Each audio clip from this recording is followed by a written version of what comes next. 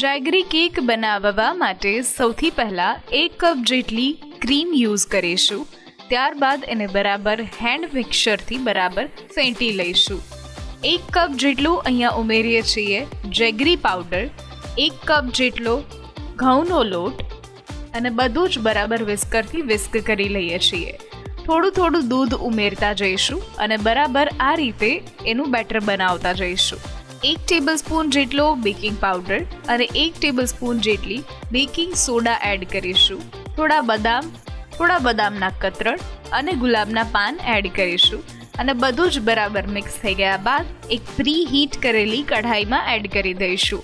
Garnishing માટે થોડા rose petals અને સાથે બદામની કતરણ યુઝ કરીશું અને 15થી 20 મિનિટ માટે એને કૂક થવા દઈશું. તો તૈયાર છે આપણી જેગરી કેક.